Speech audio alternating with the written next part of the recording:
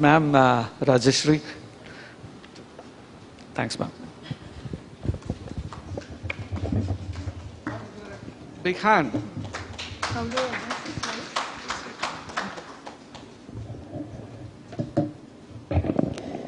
So, good afternoon, friends. I'm very thankful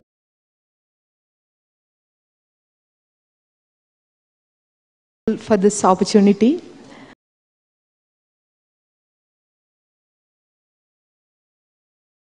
And unlike, I believe that for my talk also, some context is already set.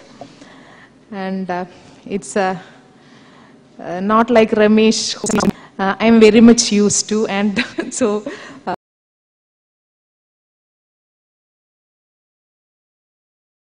you will find the same kind of thing that you will be doing in my presentation also. That is, I'll be giving a lot of things for you to read, and I'll be quickly going through the slides which I have made, which because I understand that the presentation will not fit in 20 minutes. So, as I said, the context has already been set. Ravi hasn't introduced myself. I am director of IIITM,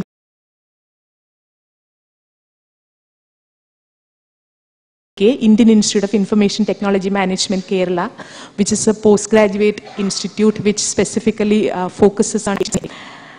And I have been into this job only for a year and a half.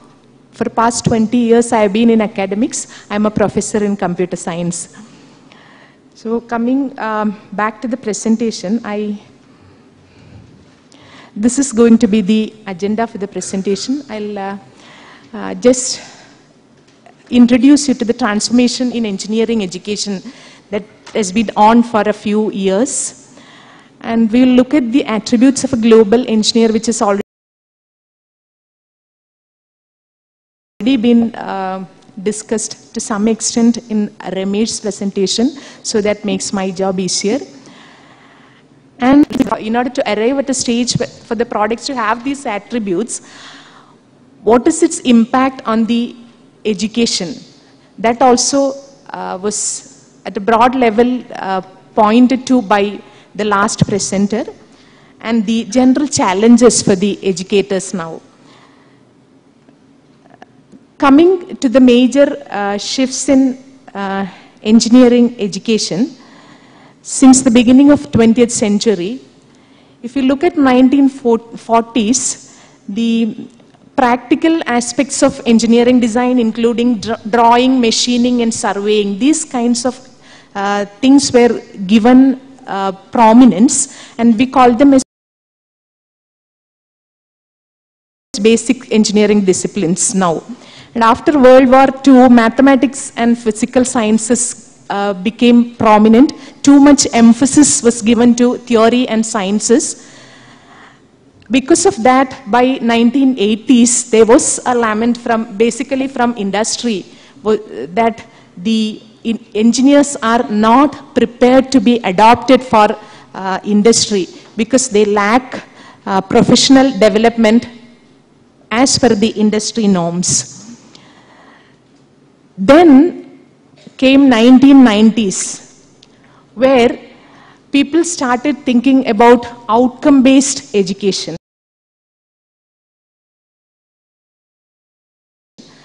The questions that were asked in this was also, are the graduates ready to enter the workplace?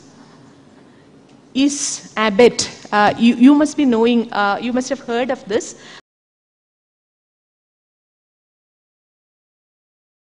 Accreditation Board of Engineering and Technology, which is an international body for accrediting engineering and technology programs. Now, we also go through that hard phase wherein NBA has also taken the standards that have been followed by ABET, and it is concentrating on the outcome-based education.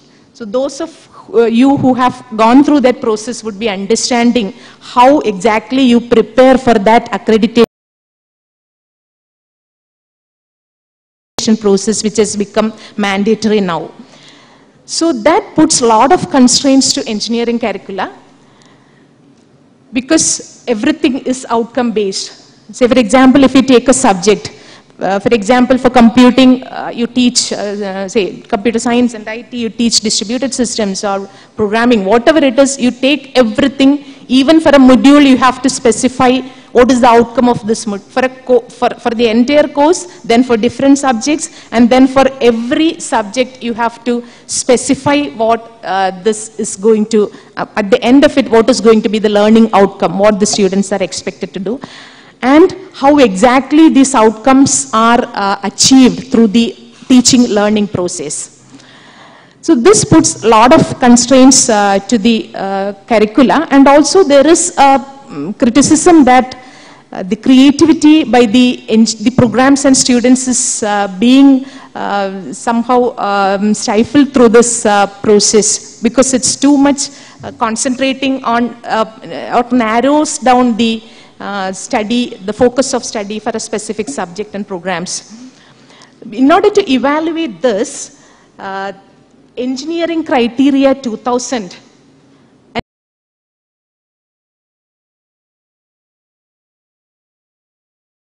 exercise has been done wherein the differences and innovation in engineering programs could be accommodated, or basically this exercise was meant for assessing the quality of this outcome-based engineering education. That means the mechanism, how it is detailed in a, I do have the references in the presentation which you can go back and refer at the after this session. So how it was done was the products that the graduates were evaluated based on various parameters who were graduated before this criteria was introduced and after this criteria was introduced. The effect of this accreditation was clearly assessed in this. Now, the students were better prepared for learning outcomes that were assessed. But to a general sense, whether it's for a creative or innovative point of view, it was not addressing much that aspect. Significant improvement in student understanding of societal and global issues, the ability to apply engineering skills, teamwork, and their appreciation of ethics and professional issues. So these were the positives with this criterion. Now, so that completes the three phases, first, second, and third, and the rest of the three phases are ongoing, where emphasis is on engineering design now. The integration of education, learning, and social behavioral sciences research, the integration of information, communication, and we look at the systems that we look at today, we see that it has started crossing the boundaries. Now, if we take any design by itself, we will see that any engineering design, it's hard for us to distinguish the hardware or software phases because everything is integrated. Now, the possible sixth shift could be a global engineer which integrates several attributes. That is what people have started looking at now. And this global engineer, the evolution of global engineer, or this culture is necessitated because of the various changes that are happening across. We have global adoption of World Wide Web, cell phones, wireless technologies, then sequencing of human genome. Any discipline you look at, there are issues. Not only in engineering sciences, but in social sciences, in economics, and all these. And the movement of manufacturing has started. It has become all over the world because the world is highly interconnected and interdependent, and the problems that we need to solve are too many. So we need to look at global nature of, we have to look at engineering as a global discipline, or we have to concentrate on the global nature of engineering. So this is just a typical example of a design. It's available in the reference that I put now, which put here beneath, which sees that several see, if you look at the design of Boeing 787 Dreamliner from this, you can see that it involves 54 global companies with designated responsibilities and deliverables, significant advances in enabling technologies, political events leading to opening of formerly closed societies, economic policies. If we look at another example, see, if you look at the past few decades, say 2 to 3 decades, I would say that internet is the wonderfully engineered system for the past 3 decades. I hope most of you will agree with me. So there we see that it is not only one discipline or one domain that's coming up there. It is amalgamation of several domains of engineering and other sciences like social sciences, everything. So when we think of design, it is designing of an end product. It has to cross boundaries, and it is very interesting to note that wonderful things happen at the boundaries of various disciplines. If we take any small device that we talk of or think about today, an example of, say, wearable devices or IoT, Internet of Things, those kind of devices, you can see that they are designs by themselves. So that kind of thinking needs to be inculcated to the students who sit in front of us. It's not writing a simple computer program or anything. A device that is connected in your wrist, it will have, say, how do you demarcate it? What is the biomedical element in it?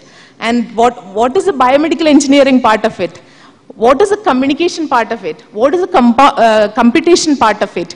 Which exactly is the router? Which exactly is the computing? Which exactly is the operating system? There's no answer to these kind of questions. So that kind of whole thinking has to be cultivated in the young minds that are coming in front of you. For that, we also need to open up. When we look at wonderful designs like this, these things come up. And that is very important. See, when you are talking about social networks, it's not social. Everybody logs onto Facebook, as I said earlier, but you should be making your students think about how Facebook is engineered, how it evolved, the Facebook effect, as the book which talks about Facebook says, how it was evolved as a university sophomores exercise, and what is the graph structure that is behind that, and how beautifully it connects to you to interests, your friends in interest, your others' interests, friends of friends, friends of friends, etc. So that excitement has to be given to the students, and how that distributed system works beautifully when several millions of users log in Twitter or LinkedIn or in other social networking devices.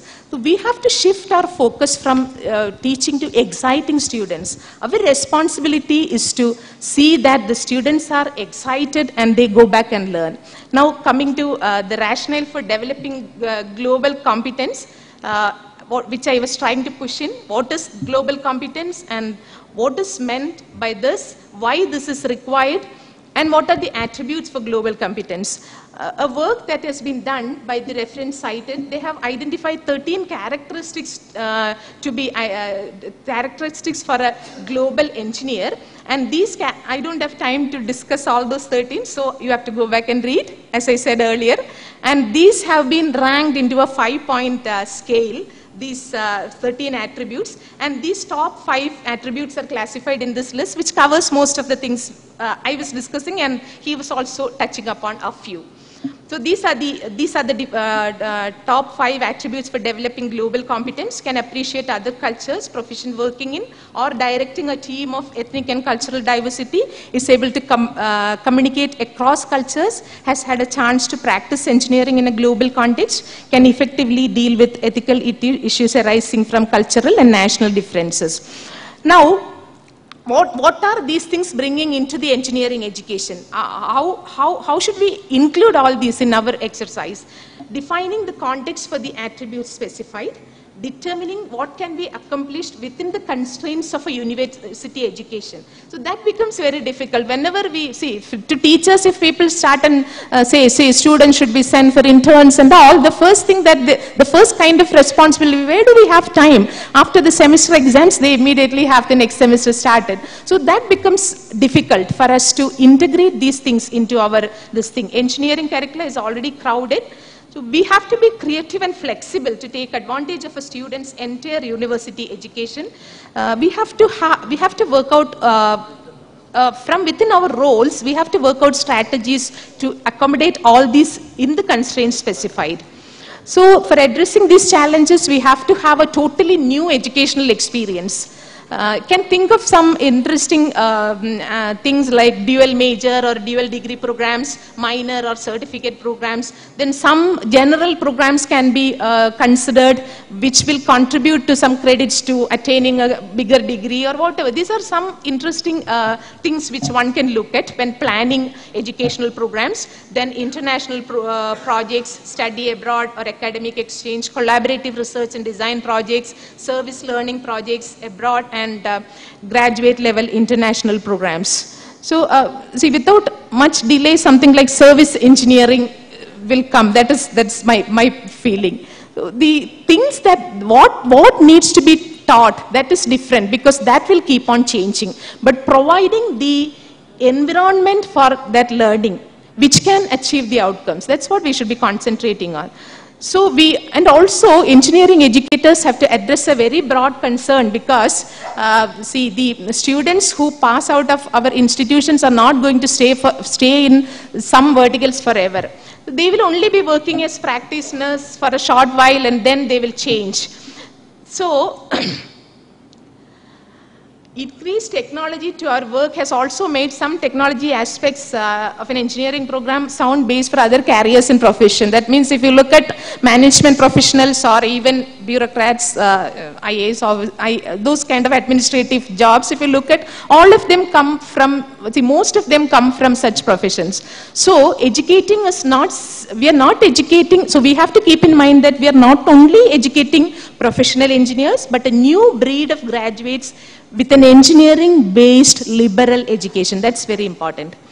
I again have a reference out there which looks at engineering from a 3D perspective, which talks about global competence, technical competence, and professional competence. So the key driving forces for the next 20 years is going to be technology and technology context and trajectories, societal, global and professional context of engineering practice, aspirations and attributes of engineers. So the technology drivers are growing complexity, scale, uncertainty and interdisciplinary characteristics of engineered systems, which I was previously mentioning at length. And the accelerating pace of technological advances also are going to be the drivers for these education practices. Then guiding principles of green engineering. If we talk about anything now, if you build a house, is it a green, or a building or an educational institution, is it a green building, is it a Griha-rated building? So the process itself has to be certified. So there are several other concerns like this. And so the point is, we have to conserve and improve natural ecosystems while protecting human health and well-being. So these things have become important. Life cycle thinking in all engineering activities to ensure that material and energy inputs and outputs are as inherently safe and benign as possible. So these are some thinking that has to be built in to the whole practice. So I would conclude with these remarks. So well-connected and interdependent world requires well-educated engineers. Engineers will need to embrace a broader vision of their professional role. Engineering educators will need to think differently about education. Students are driven by passion, curiosity, engagement, and dreams. This is very important. Environment and empowering situations have to be nurtured properly to mold globally competitive engineers. As I said, we can't be dictating what will be taught, because as we know, if you look at past few years, green computing, grid computing, cloud computing, service-oriented computing, several other paradigms will come and go. Now, it will be, if you look at carefully, another 10 years or so, you will be seeing data engineering as something that's emerging, which will encompass all that we are talking about now. So it's our responsibility to provide the proper context, proper ecosystem for all these things to come out nicely in the education paradigm. So with this, I stop. I have a few references listed at this. You can have the presentations, go back and make for yourself. Thank you, madam. Wish you all the best. And so my request to you is, please excite your students. Then things will happen naturally. Thank you.